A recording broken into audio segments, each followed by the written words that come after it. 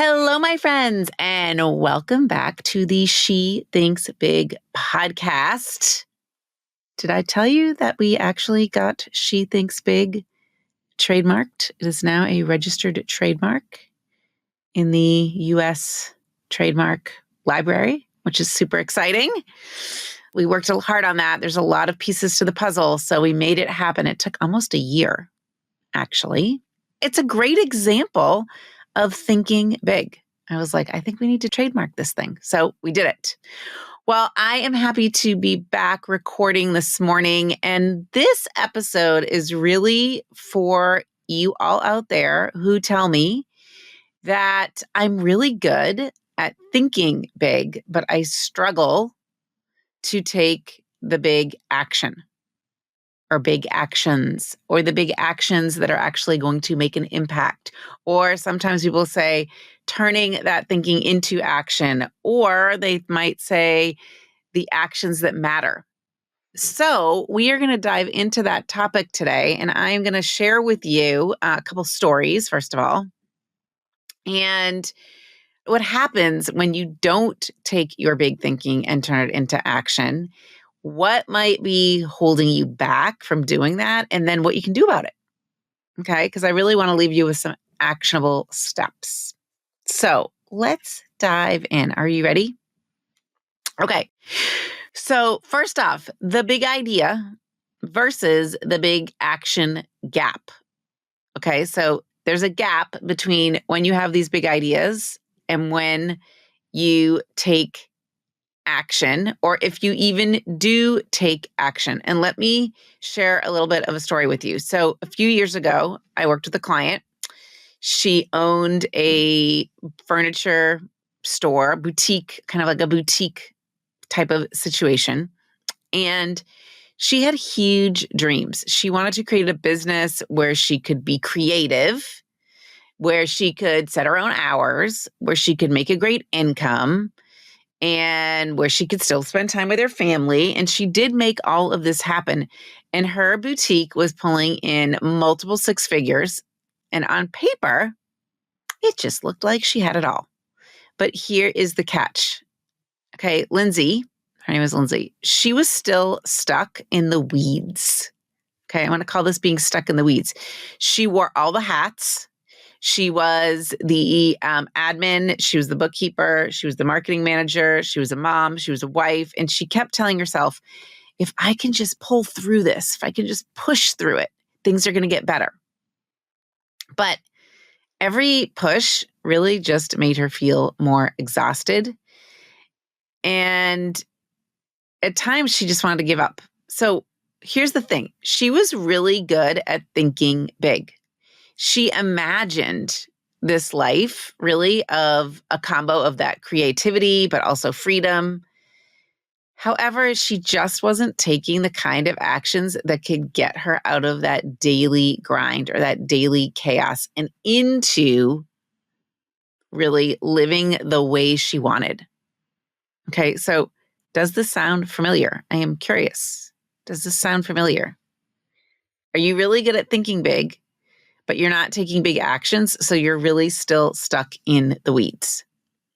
So here is the thing, my friends. I have noticed that women tend to, number one, find big thinking easy.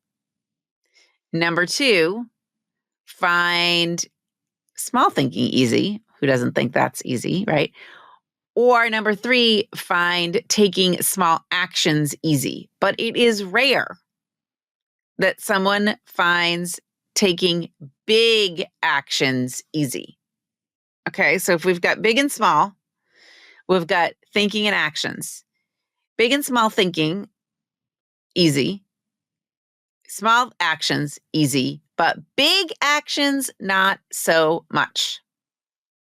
Okay, I find that a lot of women are doers, right? They don't mind taking small, manageable steps to make progress, but taking those big actions, that is scary.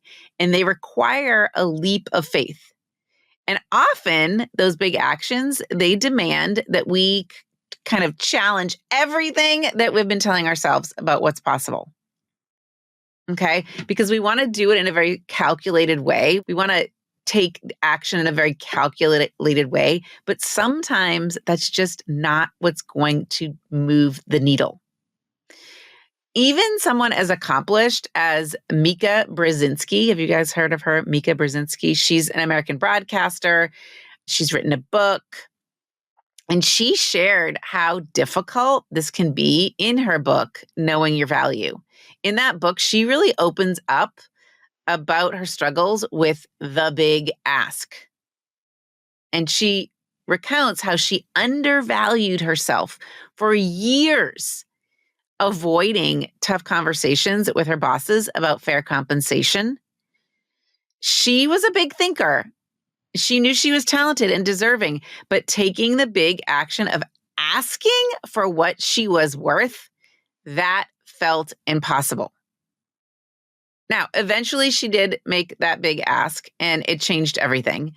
But her story, which you can find in her book, Knowing Your Value, but her story is really a great reminder that even incredibly successful people wrestle with this. If you have not read her book, head to the show notes. I've got a link to the book, Knowing Your Value. It's a good one. But she's a great example of being a big thinker, but not being a big action taker, being scared to take the big actions or make the big ask. And there is a cost to not taking the big actions. Here is a startling statistic, my friends. According to the US Small Business Administration, 20% of new businesses fail within their first year, and 50% fail within 5 years. This is significant. And why does this happen? I believe it happens because lack of strategic action and planning. So think about that. Half of small businesses don't make it past 5 years. And it's often because they're stuck in the thinking phase or only taking small, safe steps. So I am curious, what's holding you back? Why is taking big action so hard? And I think often it just boils down to 3 things. Okay. And I kind of do address these in my book, She Thinks Big. Okay. So number 1, it's the fear of the unknown. So Lindsay, the boutique owner, she was afraid, really. What it came down to is that she was afraid to delegate tasks or try new strategies because she didn't know what would happen. What if it didn't work? What if she lost control? What if someone didn't do a good job? So that's why she was holding on to all of those small actions or taking small actions and not giving herself the space to take big actions. Okay, so fear of the unknown is one thing that's holding you back. Number 2, second thing that's holding you back, fear of success. So Mika Brzezinski, like her, we sometimes fear the ripple effect of getting what we want. Because success can mean change, and that change can feel overwhelming. Okay, so she was really afraid to ask for that huge salary because then that maybe in her main brain meant that she had to live up to it. It was kind of easier to not ask for the big amount of money because then, hey, what do they want for something? What do they want when they're paying me so little, right? So number 2 is fear of success. That's the second thing that's holding you back. And I think the third thing is overwhelm.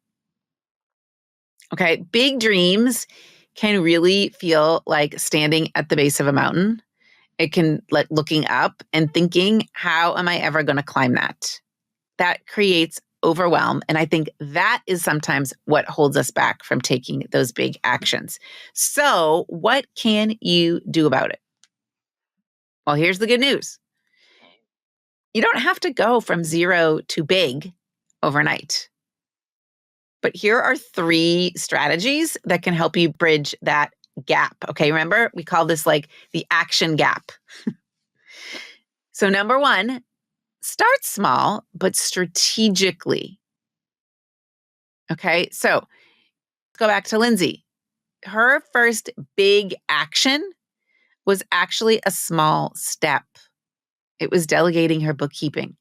That one move freed up her time and energy to focus on what she loved most, which was the creative side of her business. So ask yourself, what's one small thing or small step, but is a high impact step? It's actually a big action. What's one small but high impact step that you could take this week? Okay, number 2. I want you to reframe fear as a signal. Now, remember, fear isn't a stop sign. It's a signal that you're stepping into something meaningful. Okay. So Mika didn't let her fear of rejection stop her from eventually negotiating what she deserved. Okay. Because that was something she also feared too. What if they said no? So she didn't let her fear of rejection stop her from eventually negotiating for what she deserved. And you can do the same by acknowledging your fear and moving forward anyway. Okay, number 3, get support. So big actions often require a team. So Mika had mentors who encouraged her to advocate for herself. Lindsay leaned on me a bit to help her identify what her priorities were and to hold her accountable. Okay. So whether it's a coach or a mentor or a supportive community, you don't have to go it alone. You need to get support. So your 3 things that you can do to close that action gap. You can start small, but strategic. Okay. So you take high impact steps. Number 2, you can reframe your fear as a signal to step into something more meaningful, to take a meaningful action. And number 3, you can get support. Okay. So here's your call to action. Here's what I want you to do today. I want you to take out a piece of paper or open your notes app, and I want you to write down number 1, one big dream that you've been thinking about. Okay. Now that might be the easy part. Okay. The big thinking might be the easy part.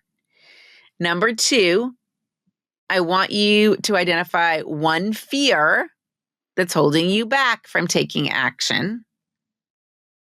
And number 3, I want you to identify one small step that you can take this week to move closer to the dream or to make that big thinking a reality. Okay. Got it? Okay, good. Now I want you to commit to doing that one small step. Right? So you've got to identify your big thinking, one big dream. Number 2, you've got to identify a fear that's holding you back from taking the action. And number 3, you need to take one small step that are going to get you closer to your dream. All right. And here's what I want to leave you with. Here's the truth. Thinking big is amazing, but it really is only half of the equation. Big action is where the magic happens. It's where dreams start turning into reality. So if Lindsay can go from chaos to freedom, and Micah Brzezinski can overcome her fear of asking for what she's worth, you can absolutely take your next big step too. You can. I'm here for you. Okay. Thank you for listening today. And if you really loved this episode, I want you to leave a review. That would be super helpful, and share the episode with a friend. There's a little square with an arrow in your podcast app. You can just share this. And if you're really ready to take those big thoughts and turn them into even bigger actions, I want you to connect with me. I want to help you. So you can go to Andrea's with an S, linkswithan S.com, schedule a call. Let's connect. I want to share with you all the ways that I can help you. All right. Until next time, keep thinking big and don't forget to act big too. See ya.